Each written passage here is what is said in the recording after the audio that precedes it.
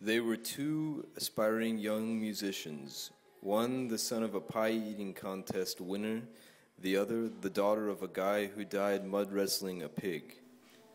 This is the story of Stan Ellington III and Cassie Joe Gallagher, collectively known as the talentless country duo the Tonedeafs.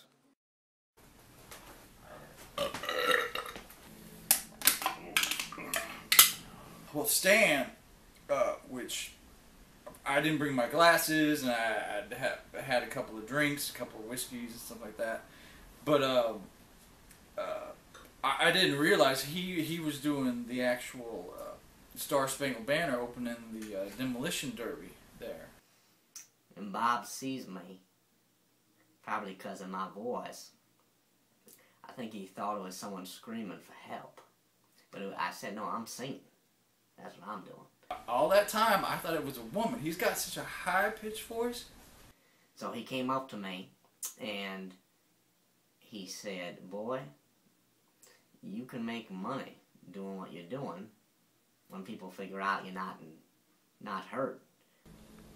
I need to represent him because I kind of, at that point in my life, I had 3 mortgages against my house. It was a double-wide trailer. And he gave me the best advice of my life that day. He said, you should be performing with someone else. So it looks like you know what you're doing. Someone grabbed my fist, and I couldn't help it, so I headbutted him. He said, I'm Bob Fox. I said, so, the hell does that mean? She's got a really great voice. So I had a chat with him. He told me he liked my style, that he needed an aggressive girl like me. I didn't know what he meant by that, though.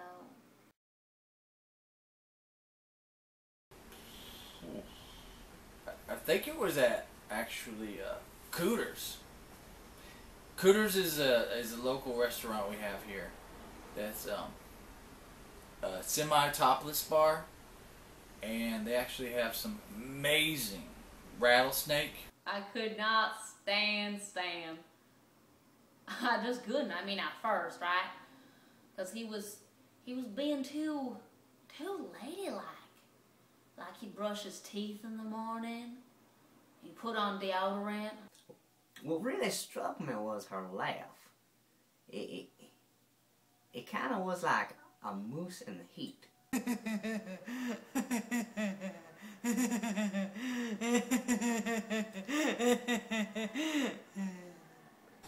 I remember the first time they had their big, awesome break. They were opening for Bob's Crab Shack.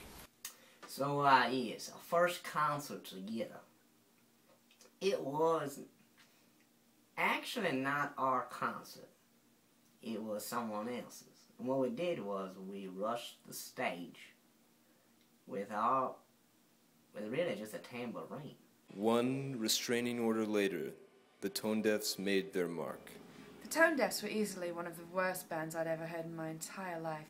My job as a publicist is to take these words and spin them into a positive forward message for the band, something sellable, something very, very sellable, marketable. I remember at one of their concerts they thought they were acting quite punk rock and decided to cut themselves and bleed onto the audience. Why? That was one of the reviews. Why? That was actually really close to becoming the band name. Not quite. Then I saw it. Perfect. Tone deaf. Tone deaf. It's ironic. It's punk. The Tonedeafs. They had a string of unsuccessful shows, and eventually they decided that if they gave out free food, homeless people from the local homeless shelter might actually check out their music. They forced those people to listen to their music in exchange for the food. That was the only way to get an audience. In fact, at one point, deaf people were guests at one of their shows. Those were the only people not seen crying after. Yeah, it was horrible towards the end. I remember when they were kind of going downhill. They started playing charity events, you know. the Deaf Mime Society charity event. We had this one gig that we did where it was for cartwheelers who like to push wheelbarrows. We played for the Lazy Eye Deer Hunters Association.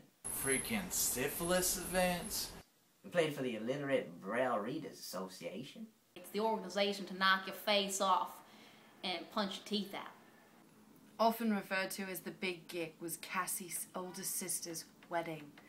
Cassie and Stan crashed that wedding and decided to perform at it. Don't remind me of that day.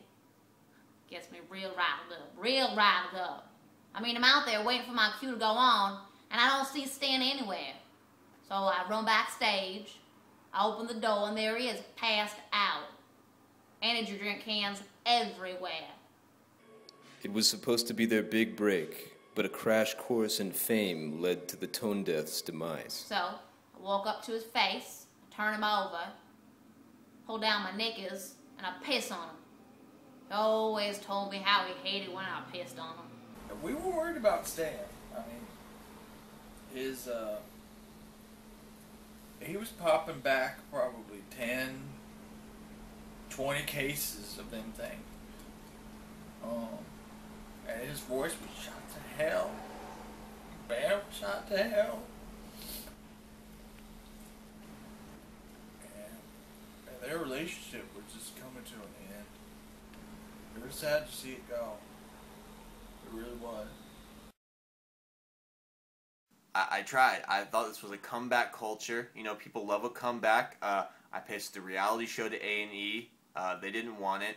I got them hooked on drugs so they could get on Celebrity Rehab, which is already a show, but they said they were not celebrity enough to deserve rehab.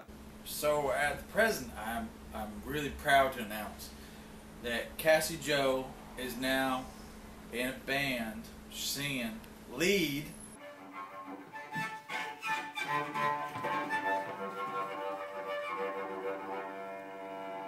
I gave birth to 10 children, and they all play music with me. It's really great. They beat each other up for some background noise. High yelps, pots and pans. It's really eclectic. She's still a terrible singer and probably retarded. Well, yeah. After rehab, I did try to go back into music, but just wasn't right. So now I just kind of like hang out at flea markets. I started to have stand, which is at flea markets across the country, selling fleas. The only way this band's coming back is if we literally kill one of them and then bring them back as a hologram.